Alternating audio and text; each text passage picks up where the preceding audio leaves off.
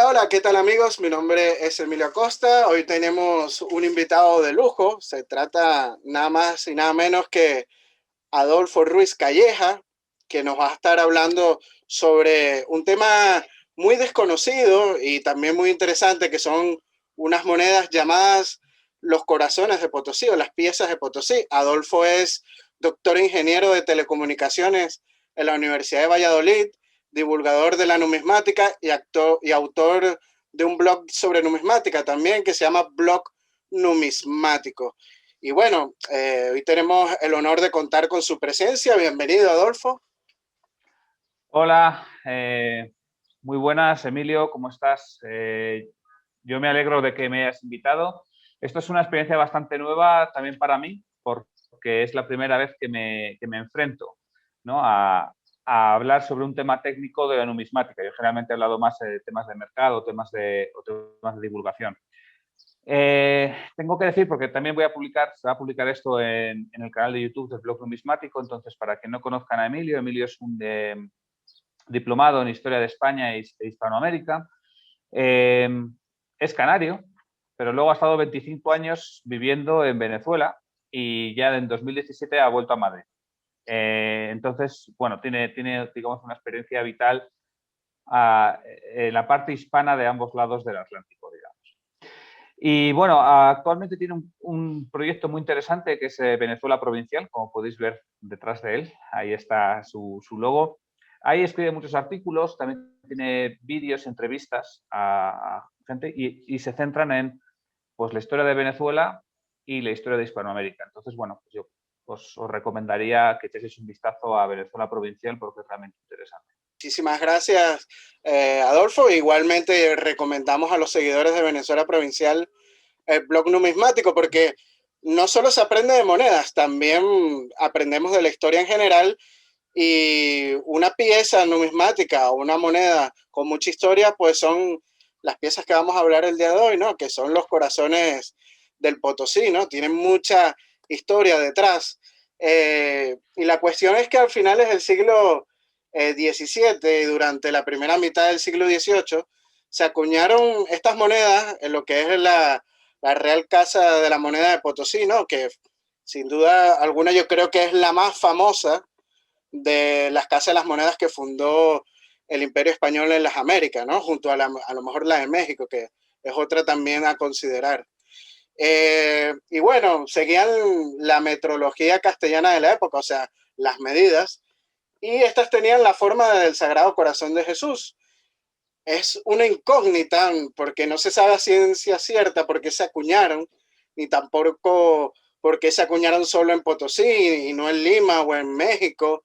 Y hay muchos estudiosos de la materia sobre estas piezas. Podemos nombrar a Sedgwick, que es un estadounidense, a Glenn Murray, que también es estadounidense, aunque con nacionalidad española. Por cierto, un saludo a él, que una vez lo entrevistamos aquí en el canal, están en nuestro canal de YouTube. Y bueno, no existe ningún tipo de documentación de la SECA sobre estos corazones, ¿no? Así que bueno, Adolfo, antes de empezar quería preguntarte el porqué de esta forma de corazón. Tiene una explicación religiosa, ¿no? Bueno, a ver, claramente estos corazones tienen la forma del Sagrado Corazón de Jesús. Entonces, bueno, pues lo primero que se nos puede ocurrir es que esto tiene una motivación religiosa y todo apunta a que se trata de esto, del Sagrado Corazón de Jesús. El Sagrado Corazón de Jesús se puso de moda por Santa Margarita Aloque. Esta era una santa francesa que bueno, pues creo que se le apareció Jesús y le enseñó su corazón o no sé qué historias. Entonces, esto fue para 1670, 1680, una cosa así. Ya veis que tampoco es que tenga yo aquí las fechas de pasado trabajadas, pero bueno, más o menos es esa época. Y entonces esta mujer, pues era una monja francesa, se murió de repente, creo que en 1690 o por ahí. Y entonces, como que se hizo famoso en la devoción al Sagrado Corazón de Jesús, por un lado por Francia, en Francia, ¿no? Y luego se expandió al resto del mundo. Y llegó a Hispanoamérica pues a través de los jesuitas, que ya sabemos que bueno, estaban muy asentados en Hispanoamérica, como todos sabemos, en la época virreinal. Y también se dice que, bueno, pues que Felipe V era muy devoto del Sagrado Corazón de Jesús. A mí personalmente, y esto ya a nivel personal, hay autores que indican la influencia de Felipe V. A ver, los corazones en Potosí se empezaron a acuñar en 1702. Mejor dicho, tenemos constancia de corazones acuñados en 1702. Quizás hayan acuñado incluso alguno antes. Pero bueno, si pensamos 1702, a ver, Felipe V llegó al trono en 1700. Entonces, bueno, me parece muy temprano para que la influencia de Felipe V fuese importante. De hecho, ya en 1690 y demás empieza a haber bastante interés por el Sagrado Corazón de Jesús en la ciudad de Potosí. Incluso a principios del siglo XVIII también se dedica una capilla, ¿no? en la iglesia de San José. Entonces, perdón, en la iglesia de San Francisco. Entonces, bueno, está claro que el Sagrado Corazón de Jesús tenía bastantes devotos en la ciudad de Potosí. Y también hay que pensar que en la ciudad de Potosí había mucha gente con dinero. Entonces, si la gente con dinero quería monedas con forma de corazón y eran gente en Potosí, pues entonces es razonable que se les hiciese. Sí, hay que decir que Potosí era una de las ciudades más ricas del mundo, de Occidente, en aquella época, y de las más pobladas. Probablemente la más rica. O sea, o probablemente donde haya mayor concentración de millonarios. Era de las más pobladas. Creo que después de Estambul y París era la más poblada. Bueno, a lo mejor en China habría alguna otra, yo qué sé. Pero bueno, tenía una población muy importante y tenía mucha riqueza. Yo siempre pongo esto es un ejemplo un poco estúpido, pero esto sería como si lo considerase, como si hablásemos de Dubái o de gente. Hoy en día, o sea, el siglo XX no se puede entender sin la producción de petróleo, ¿no? Estos países petroleros, incluido Venezuela también, ¿no?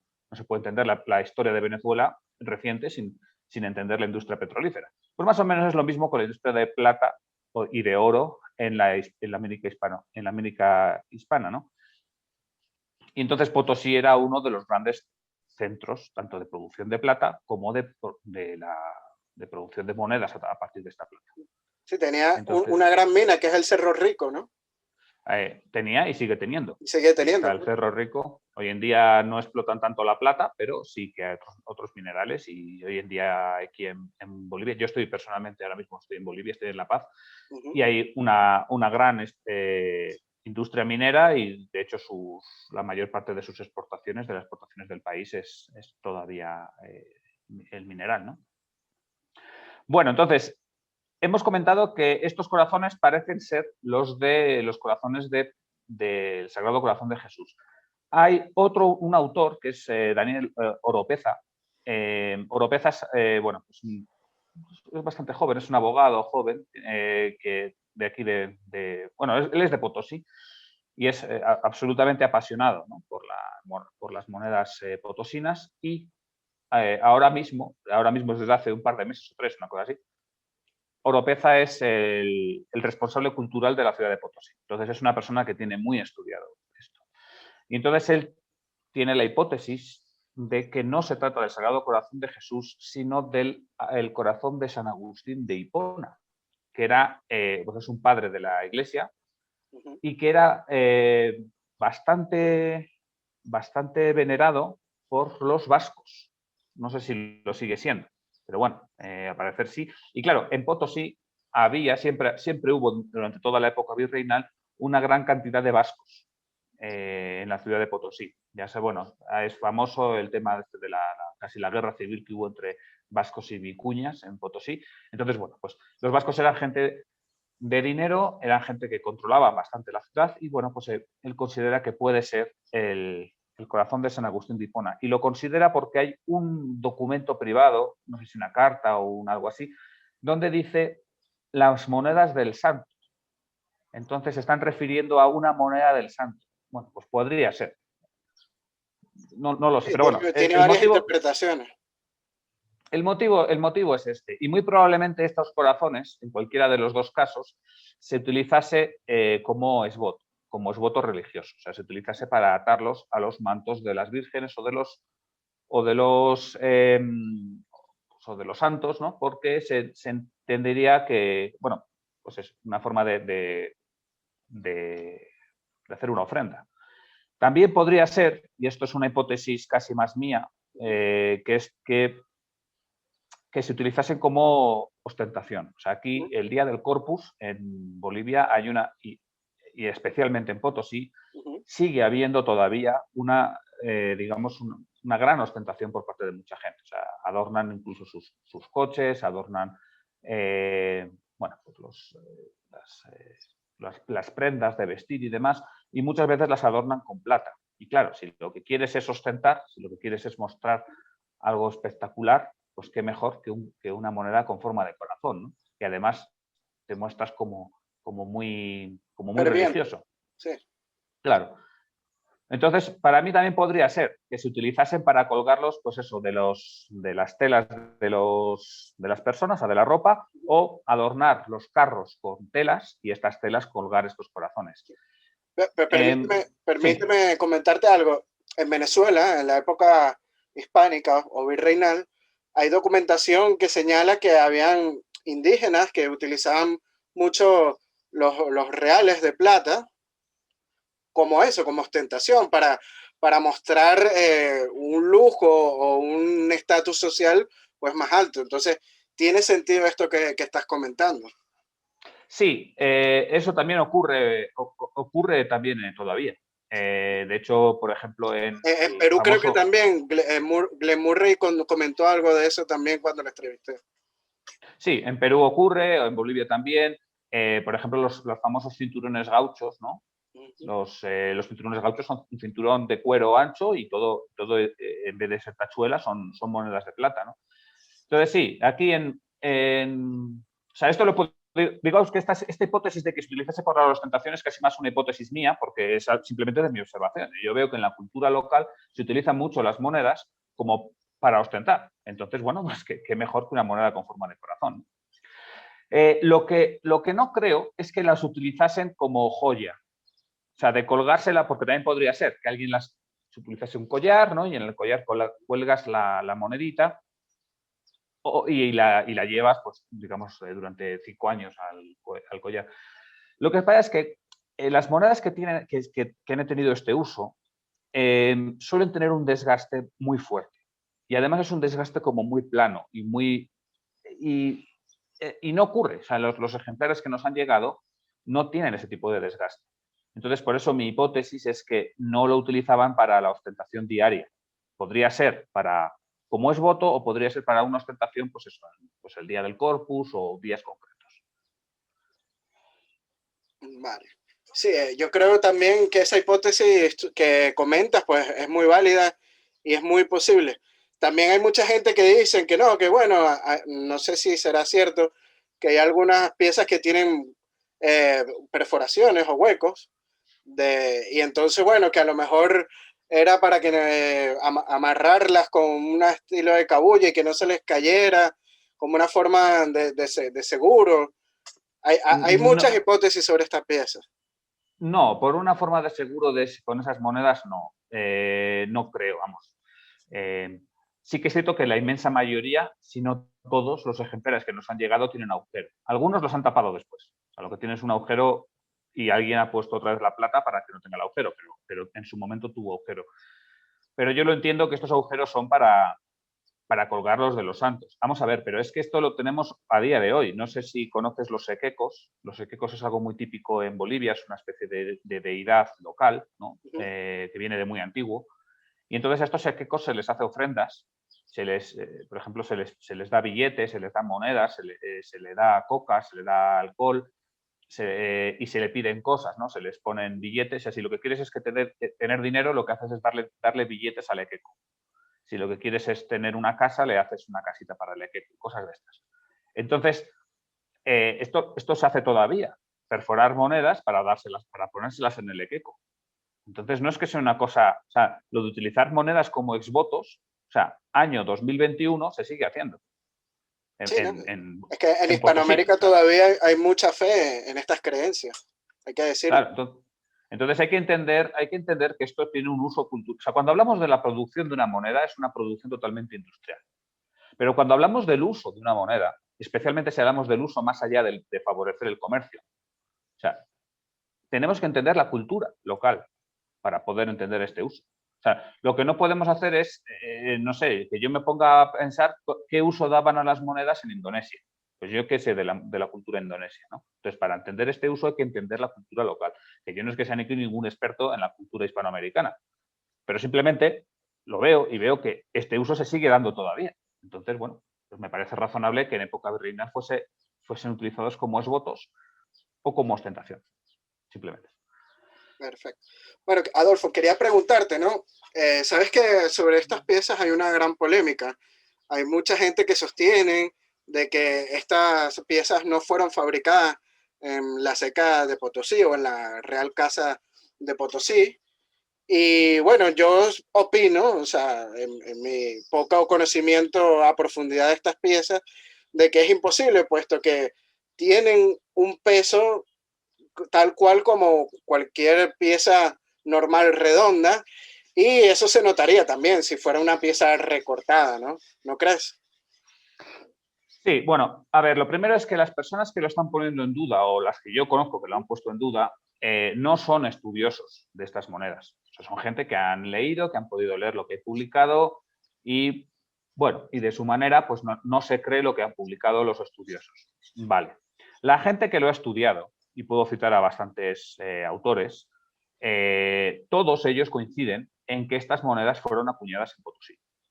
Vale, entonces, si todos los que lo estudian lo coinciden, eh, el que venga de fuera y diga lo contrario tiene que dar argumentos muy fuertes. Y si no es capaz de darlos, pues lo mínimo sería soberbia. O sea, porque esto es como los antivacunas. Son gente que están en contra de las vacunas o que dicen que no puede ser no sé qué, pero son gente que no han leído un artículo científico en su vida.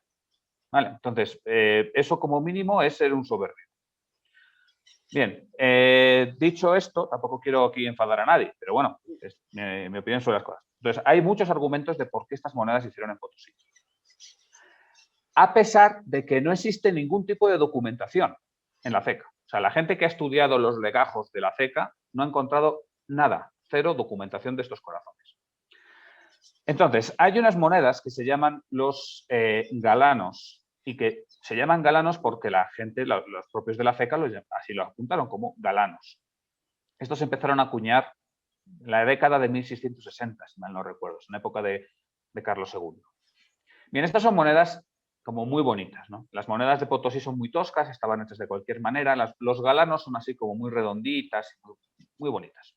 Están como hechas con mucho esmero. Sí, que mucha gente en Estados Unidos le llaman Royal reales, ¿no? No, lo llaman royals porque dicen que eran pruebas hechas para la realeza. Sí. Ellos no, eso no sé quién se lo ha inventado. No, se lo habrá inventado algún comerciante para venderlas más caras. Ha quedado como royals el nombre en Estados Unidos, pero bueno, eso históricamente no tiene ni el más mínimo sentido.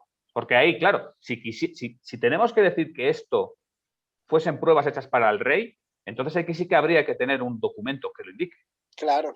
Por lo menos uno. Si estuvieron haciendo durante, no sé, 80 años, pues hombre, por lo menos Algo uno. así como pasa con una pieza de 8 reales que se acuñó en la Casa de la Moneda de Madrid de los columnarios, que es la única que se acuñó en Madrid y se envió a México como forma de que se detallara y la gente tuviera la idea, ¿no? de esta moneda. Esa sí está documentado. Sí, claro, claro. Y ocurre lo mismo, o sea, cuando ocurre lo mismo con otros 8 escudos, pelucones y demás que se hicieron en Madrid o en Sevilla, o los caras de rata de Madrid. O sea, hay monedas pero ahí se entiende que hay una documentación que indica que estas monedas se hicieron, además que tiene todo el sentido, ¿no? Pero no tiene el más mínimo sentido que hicieran unas monedas en Potosí para mandárselas al rey, al rey que le importaba. Al rey que le importaba, si lo único que le importaba es cuántas toneladas de plata me estás trayendo. Sí, el quinto real, claro. Claro, o sea, ya está, o sea, eso es lo que le importaba al rey. Entonces, bueno, claro, la cuestión está en que estos royals suponían un dinerito extra para la CECA. Era una manera que tenían los operarios de la CECA, no sé muy bien realmente quién se llevaría el dinero. Me imagino que los operarios, imagino que también en parte, obviamente, el dueño de la CECA. Entonces, estos royals se escondían en los legajos. O sea, hacían todo lo posible para que la documentación no estuviese demasiado clara y ahí no se diese en cuenta nadie de que habían hecho estas monedas. Claro, ahí de nuevo está la hipótesis, o sea, está la pregunta de, bueno, entonces, ¿para qué las hicieron?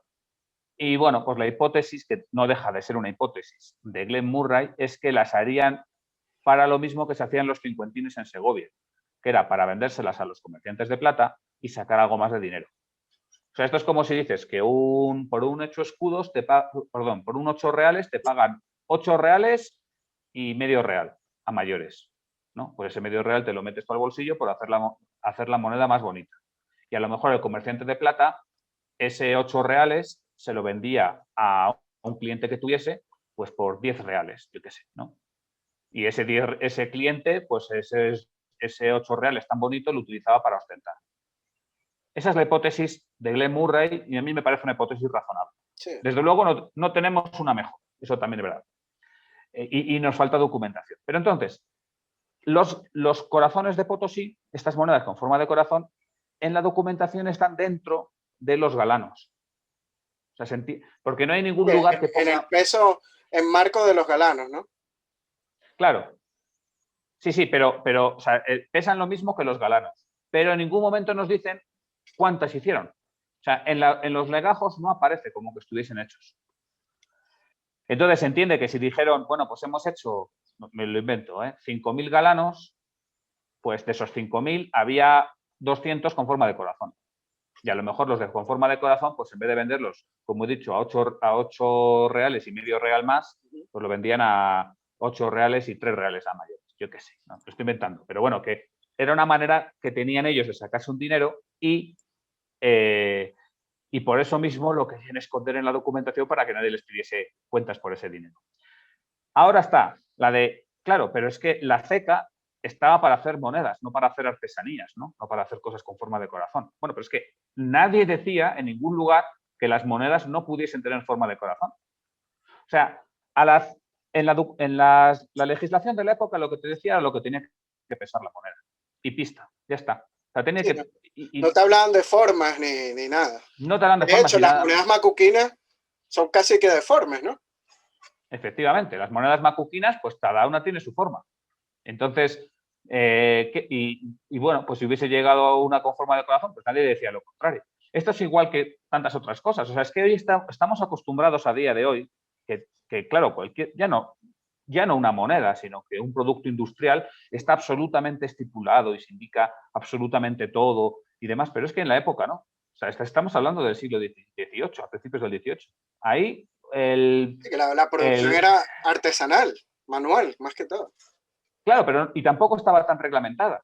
O sea, lo que importaba es que saliesen rápido. Pero si, por ejemplo, alguien quería poner un punto o una estrella o una rayita o un no sé qué, eso no le importaba a nadie.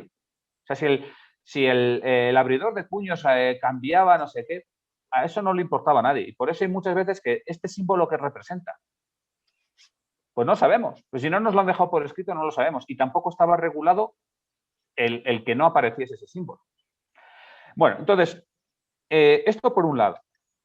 Luego, hay que entender otra cosa, y es que la fuente de conocimiento numismático no solo es la documentación, es la documentación y el estudio de las monedas, que las monedas como tal también son documentos de una época. Entonces, hay muchas épocas históricas de las que no tenemos absolutamente nada de documentación. Yo qué sé, de las monedas visigodas, por ejemplo. O sea, entonces, es que si no aparece en la documentación no existe. Bueno, entonces, ¿qué pasa? Tampoco existe ninguna moneda visigoda, porque no hay documentación, ¿no? Entonces, hay que también hacer un análisis de los ejemplares existentes para poder sacar algún tipo de conclusión. Y entonces, para mí, la prueba más concluyente es que da el peso. Es decir, el peso de un 8 reales o un 4 reales de forma de corazón es el mismo peso que un galano normal y corriente, o sea, un galano redondo, o que una moneda macuquina. Entonces, claro, si alguien puede decir, bueno, pero alguien podría haber agarrado una moneda macuquina y saca la plata para hacerla con forma de corazón. Alguien fuera de la ceca. Ya, claro, pero entonces al sacar esa plata tendrías que quitar, yo qué sé, 2 o 3 gramos de plata por lo menos, si no más.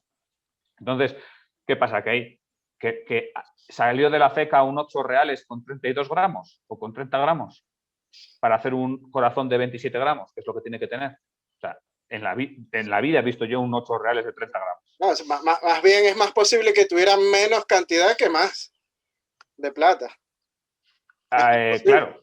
Bueno, a veces que efectivamente llegaban con un poquito menos, pero bueno, sí, efectivamente. En cualquier caso, haría falta un 8 reales muy pasado de peso para que luego fuera de la ceca pudieses quitar la plata y hacerle con forma de corazón.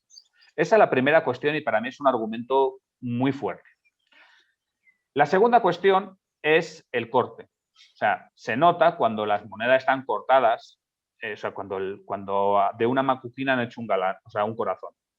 De hecho, hay muchas falsas de estas. O sea, lo que no digo es que todas, o sea, que en el mercado a día de hoy hay muchas falsas, ¿vale? Pero se notan.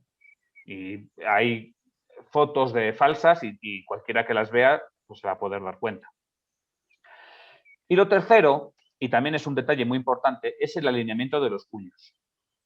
O sea, las macuquinas, a ver, o sea, las macuquinas la cuestión es que el cuño, o sea, el cuño de anverso y el cuño de reverso, ¿no? Pues chocan así y ya. Pero claro, muchas veces no estaban alineados, al operario le daba igual. Entonces, en vez de poner los cuños así, a lo mejor los ponía así y chocaba así. Entonces, los cuños no están totalmente alineados, ¿no? Entonces, e incluso los galanos no están totalmente alineados generalmente, o sea, de manera general.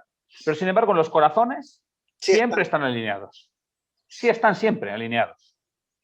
Y además, solo existen corazones de Potosí.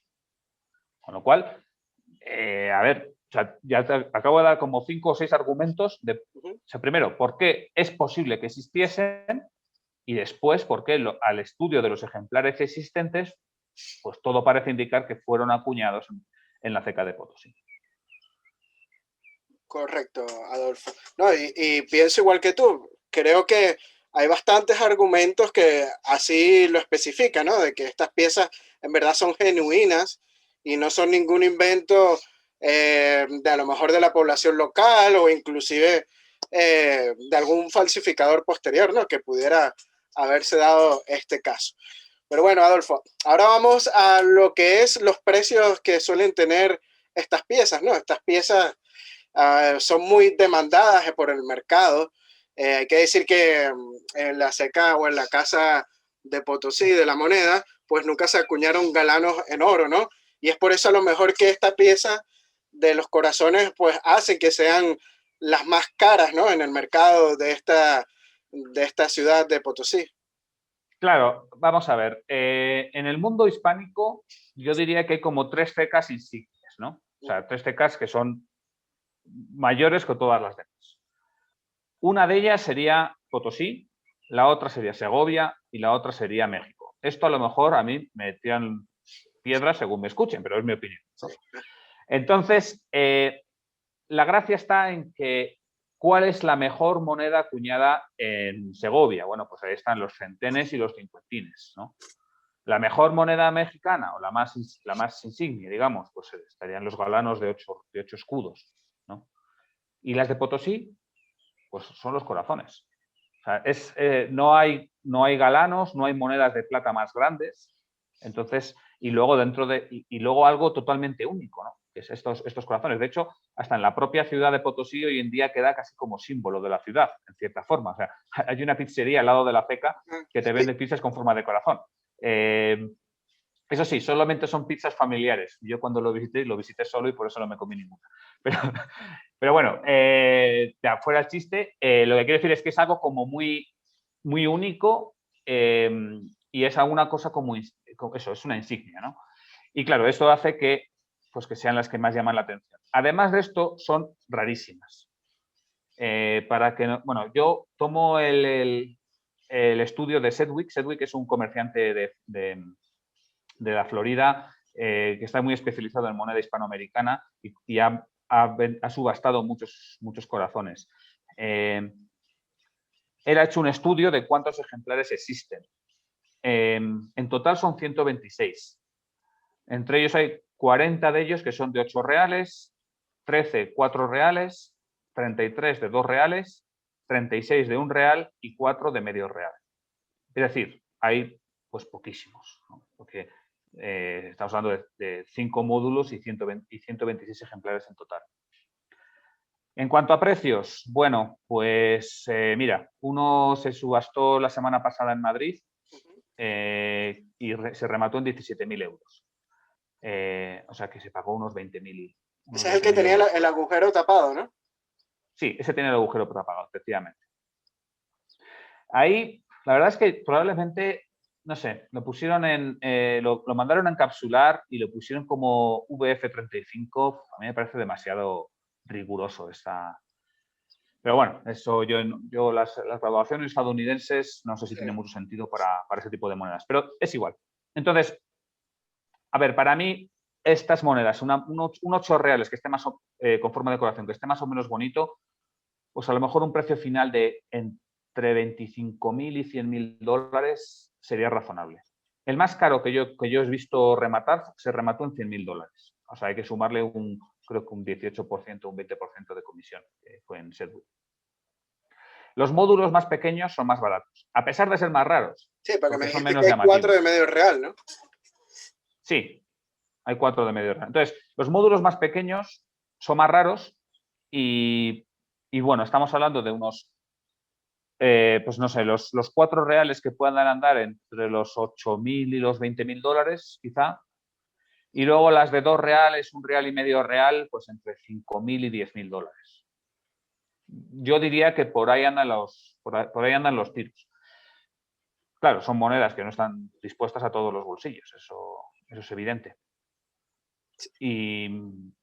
Y bueno, también tengo que decir que estos datos los estoy sacando, no de precios he mirado remates de subastas. Los datos en cuanto a la población los he sacado de un artículo de Sedgwick, donde además apunta que hay ciertos ejemplares que consideran como dudosos y no los meten dentro de estos 126. Y además está hecho este estudio en el año 2014. Entonces, bueno, pues han pasado ya 7 años, a lo mejor han aparecido algún otro. Sí, hay que decir que con el paso del tiempo siguen apareciendo piezas nuevas. Me acuerdo que en la entrevista que le hice a Glenn Murray, él me dijo que una vez estando en Perú, pues en una hacienda de una persona que sus antepasados fueron caciques, pues tenían un baúl lleno de macuquinas, o sea, un baúl grande, o sea, imagínate, esas monedas no están catalogadas ni nada, y a lo mejor hasta quién sabe si hay una pieza de corazón dentro de esto, o sea, siempre al mercado suelen surgir estas nuevas piezas. Bueno, eso es más típico, a lo mejor era típico todavía hasta los años 80, ¿no? Sí. Pero hoy en día ya el acceso a la información es muy amplio y yo veo aquí también hasta en las zonas más profundas de Hispanoamérica, que las he recorrido algunas de ellas, la gente tiene acceso a la información y ya más o menos puede intuir que esto que tiene vale un dinero. O sea, esa idea de nos vamos aquí con el nativo que no tiene ni idea y tiene un tesoro y se lo robó, eso ya aquí los nativos, vamos, afortunadamente el más tonto hace reloj, ¿no? No, no, y hasta son más listos que cualquiera, ¿eh? Y son muy listos, desde luego son muy listos. Luego también aparecen nuevos tesoros, aparecen nuevos pecios. Entonces sí, todavía pueden aparecer nuevas monedas. Bien es cierto que estas de corazón son más improbables que aparezcan. O sea, en lo que no va a aparecer, sería muy raro que en un pecio apareciese una moneda con forma de corazón. Sería muy raro que en un tesoro apareciese una, o sea, que en el subsuelo apareciese una moneda con forma de corazón. Esto es igual que los cincuentines.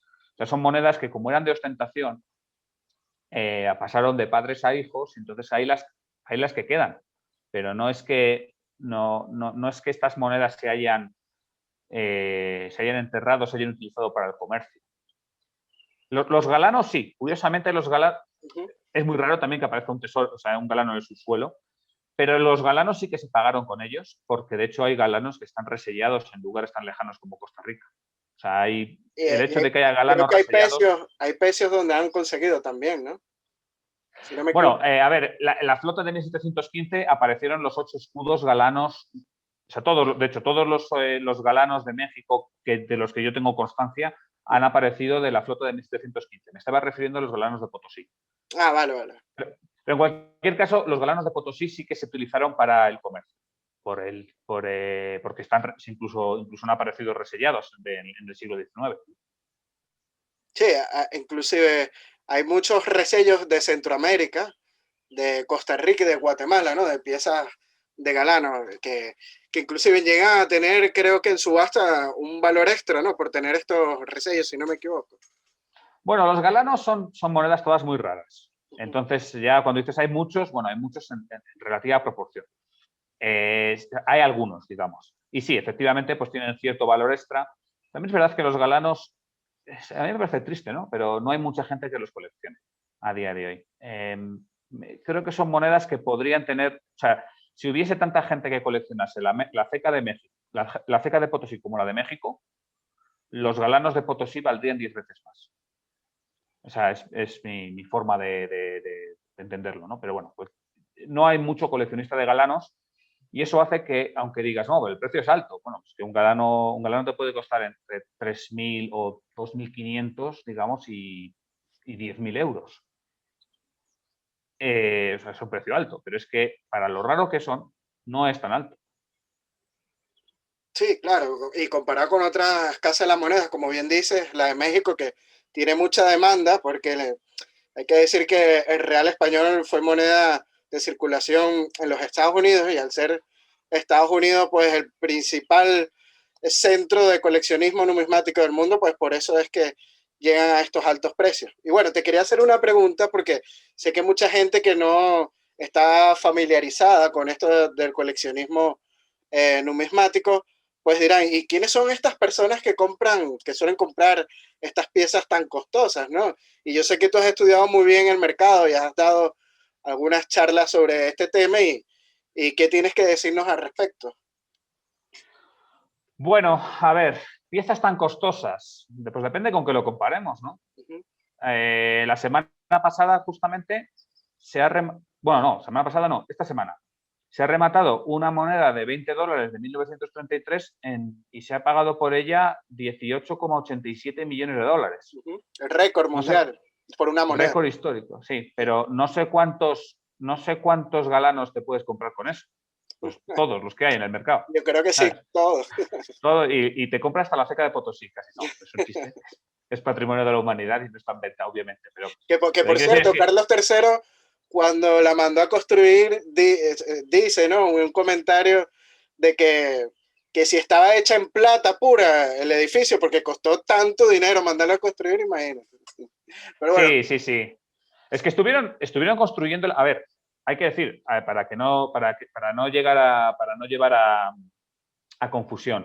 uh -huh. La ceca de Potosí, o sea, hubo dos cecas en Potosí, Sí, claro. ¿no? La ceca antigua que está hecha, esa fue fundada en 1574, si mal no recuerdo, y esta ceca, bueno, es la ceca antigua. Quien vaya a Potosí hoy no es la que visita. Esa ceca antigua El que se estaba. suele visitar es el museo, ¿no? Eso es. Entonces, la ceca antigua estaba en lo que hoy en día es la Plaza de Armas de Potosí y creo que hay unas oficinas del ayuntamiento, cosas así. Yo, bueno, me hice amigo de la puerta para que me dejase entrar y echar un vistazo. Pero bueno, la que se observa es la que construyó Carlos III en 1773, si mal no recuerdo también. Entonces, o sea, bueno, en 1773 se acabó la obra, porque creo que empezó en 1759. Estoy hablando de memoria. En cualquier caso, tardó una auténtica barbaridad y supuso un enorme costo a las arcas públicas, esa ceca. Pero tanto los galanos como los corazones, no se acuñaron en la ceca que hoy podemos visitar, sino en la primera. Vale. Y ya no sé dónde íbamos. No, que te estaba preguntando sobre el mercado, ¿no? ¿Quiénes eran los que compraban este tipo de monedas? Eso. Entonces, ¿quiénes son? Lo primero, que esto es una cosa que tampoco es tanto, a mí tampoco me parece tanto dinero. Alguien puede decir, hombre, 5.000 dólares es muchísimo dinero. Sí, bueno, ya, pero según con lo que lo comparemos. Y los 18 millones de dólares estos pagados por una moneda se quedan cortos cuando hablamos de cuadros o yo qué sé. Yo me quedo alucinado cuando veo cuadros que para mí no tienen mayor interés y los ha pintado un señor hace 50 años y pagan por ellos 70 millones de dólares. Bueno, pues oye. Entonces, a mí no me parece tanto dinero de primeras. Y luego, ¿quiénes coleccionan? O sea, ¿quiénes compran esas monedas? Pues este rango está claro que puede haber gente que sea, pues, que tenga mucho dinero, que sean gente, pues, empresarios y demás, pero tampoco estamos hablando de Mark Zuckerberg, ¿eh? O sea, empresarios, bueno, pues gente que tenga su empresita, que factura unos cuantos millones de euros o de dólares al año, y esa gente, pues, puede gustarle coleccionar monedas y las compra con cierta frecuencia. Y luego también hay una gran cantidad de coleccionistas que entran en este tipo de monedas y que a lo mejor compran una o dos al año y ya. Y ellos lo ven como una forma de ahorro. Como Y inversión, ¿no? entonces, sí, como una forma de ahorro e inversión a la vez. ¿Sí? O sea, que simplemente a ellos les gusta coleccionar y bueno, pues si ven una moneda y tal, pues a lo mejor eso, pues se dan un capricho al año o cada 2 años o bueno. Y también hay gente que a lo mejor es de clase media, o sea, estamos hablando a lo mejor, no sé, un profesor, un abogado, vamos, una profesión normal, un ingeniero, o sea, gente Funcionario. normal, funcionarios, que a lo mejor dicen, bueno, pues que, no sé, una vez en la vida me quiero dar el capricho de tener esto, que siempre lo he querido, ¿no? Y no sé, o sea, parece como que si alguien se compra una moneda y se gasta 10.000 euros en esa moneda, tiene que ser un millonario y sin embargo a lo mejor el que se compra un BMW y cuesta 40.000 euros, pues no es un millonario. Entonces, bueno, pues hay gente, entre los que me incluyo, que preferiríamos tener un SEAT Ibiza que nos cueste 15.000 euros y luego tener una moneda de 10.000 que tener un coche de 30.000. No sé si me explico. O sea, y además con la ventaja de que dentro de 30 años mi coche de 30.000 va a estar en el desguace igual que el de 15.000. Y la moneda la voy a tener ahí y siempre va a ser un patrimonio. Entonces yo creo que esos son los tres tipos de perfiles que entran en este tipo de piezas, ¿no? Los que las compran con cierta facilidad, que no son tantos, los que a lo mejor se pueden dar un capricho cada año, 2 años, y los que compran una vez en la vida. No, y que en lo que tú dices, en un lapso de tiempo a futuro, pues hasta se revalorizan, ¿no? ¿No es así? Claro. O sea, para mí me parece más estúpido tener 10.000 euros en la cuenta corriente durante 20 años que tener una moneda de 10.000 euros. Porque dentro de 20 años en la cuenta corriente seguiré teniendo 10.000 euros y esa moneda dentro de 20 años, pues a lo mejor vale el doble. O a lo mejor no lo sé, pero probablemente sí. No, una de estas monedas que fueron las más caras del mundo, no recuerdo cuál, pero tenía un historial de ventas, ¿no? Desde el siglo XIX. Y ahí tú ves como el primero la compró que sí en $1.000 y fue subiendo, subiendo hasta que creo que llegó a $1.000.000 de estas Bueno, monedas. esta moneda que yo indico de los $20 de 1933 tiene un historial de ventas de todas las manos por las que ha pasado. Uh-huh. Y también, y eso viene desde 1933, obviamente.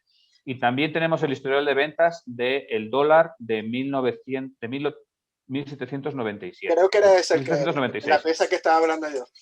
Que ese es o sea, era la anterior moneda más cara. Esa se llegó a vender por 10 millones de dólares. Y efectivamente, tú cuando ves la revalorización de estas monedas, pues no es que se revaloricen una barbaridad. O sea, no es que digas, valen un 200% más que el año pasado, pero tú puedes ver una revalorización a lo mejor de un 5 o un 6% anual, que eso sostenido en el largo plazo, eso es muchísimo. O sea, ya lo quisieran muchísimos inversores tener ese interés. En cualquier caso, a ver, tampoco yo quien compre una moneda, sea la que sea, que lo haga por amor, que no lo haga por dinero, ¿no? Entonces, que lo haga porque le gusta la moneda y demás, que luego entienda que dentro de un futuro esta moneda va a ser un patrimonio. Ya, más o menos será otra cosa, pero será un patrimonio. O sea, hablando para la gente de clase media, Uh-huh. que es en la que somos la inmensa mayoría, si yo me voy a gastar 100 euros en pagar una inscripción al club de golf y me gasto 300 en unos palos de golf, pues eso, bueno, pues ahí tengo mi disfrute y dentro de unos años no tendré nada. Nada económico, tendré mi disfrute. Y maravilloso, o sea, yo ahí no digo nada. Ahora, si gastamos ese mismo dinero en una moneda, pues tendré mi disfrute y dentro de unos años tendré algo. ¿Cuánto será ese algo? Pues no lo sé, pero tendré algo. Entonces, si para mí lo importante es lo que tendré dentro de unos años, corro el riesgo de que no tenga ni disfrute ni nada y luego me acabe enfadado. Si para mí lo importante es disfrutar las monedas que estoy comprando, pues entonces ya todo lo que venga después es un esto. No, y es tal cual. Yo por lo menos personalmente yo también colecciono monedas. Y hay que decir que a mí como me gusta tanto la historia es como tener una pieza de historia en tus manos, ¿no? Y a lo mejor cuando tú ves tu colección personal, pues es como tener un museo en casa y lo vas viendo. Y bueno, hay precios para todos los bolsillos. No todas las monedas valen miles como esta pieza de los corazones de Potosí, pues como también has dicho, hay monedas que valen 100 euros, inclusive puedes conseguir reales en 20 euros, en una condición un poco baja, ¿no? Eh, Eso es la parte buena de la numismática. O sea, hay monedas para todos los bolsillos. Podemos comprar monedas de prácticamente cualquier época por, vamos a ponerle, menos de 20 euros cada ejemplar. Y si queremos monedas romanas o monedas virreinales y demás, bueno, virreinales que suelen ser en plata, entonces ya sí, hablamos de 20 euros para arriba. Monedas romanas o monedas de cobre o bellones y demás, es que podemos tenerlas por 1 euro, 2 euros, 5 euros. Entonces, que nadie diga, no, es que esto es una cosa muy cara. Bueno, es muy cara si la quieres ser muy cara. Y si te pones a estudiar una moneda de plata, un real de plata de Carlos III que sea lo más corriente de este mundo, pues vas a poder estudiarlo tanto como estos corazones de Potosí. O sea, vas a aprender un montón de ellos. Estudiando una moneda en profundidad, bien te puedes estar una semana leyendo. Fácil, ya tirando de hilos, ¿no? Te tiras una semana y a lo mejor esa moneda te ha costado 30 euros.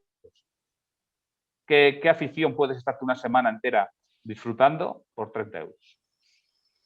y también hay otros casos, ¿no? Que me ha pasado mucho a mí, mucha gente que se consiguen monedas, por decir, en una hacienda, en el campo, te mandan las fotografías y estando yo una vez en Venezuela me mandaron una foto de un real de Carlos III justamente que se consiguieron en una hacienda. O sea, imagínate toda la historia que tuvo que haber pasado esa moneda para llegar a una hacienda, era de la seca de Potosí, por cierto, a Venezuela, en el oriente de Venezuela, todo lo que tuvo que haber pasado. O sea, son historias de la misma moneda que te puede contar, ¿no? Claro, al final una moneda la puedes entender desde el punto de vista de su producción, pero también la puedes entender desde el punto de vista de su uso Uh -huh, y hasta incluso en el contexto en el que se ha encontrado, ¿no? O sea, por ejemplo, bueno, antes hablábamos de la flota de 1715, uh -huh. pues todas estas monedas, o sea, tienen la historia de cómo se fabricaron, de luego lo que pasó a la flota de 1715 y luego lo de todo el rescate de la flota de 1715, que es otra película en sí. O sea, daría para por lo menos 2 novelas o 2 series, ¿no? Entonces, quiero decir, una serie sería lo que ocurrió a la flota y después otra serie todas las vicisitudes para poder sacar todas las monedas, o siguen sacando, ¿no? Las monedas que hay allí. Entonces, para mí eso me parece riquísimo. O sea, esas monedas que apenas han circulado y tienen una historia tremendísima. Sí, así es. O sea, es interesantísimo para nosotros los amantes de la historia. Pues yo creo que coleccionar monedas es un arte bien válido y como bien ha dicho Adolfo, pues al alcance de todos los bolsillos. No hay que ser millonario, como pueden ser, no sé, los coleccionistas de arte para comprar un Da Vinci, o un Picasso o un Goya. No es tanta la capacidad monetaria que tiene que tener la persona. Y bueno, Sí, una, y aquí, bueno, sí, último punto que quería hacer a este respecto, y es sí, un sesgo que, mira, no lo he comentado nunca de manera explícita, pero, uh -huh, a ver, los divulgadores tenemos el sesgo de siempre hablar de las monedas más caras.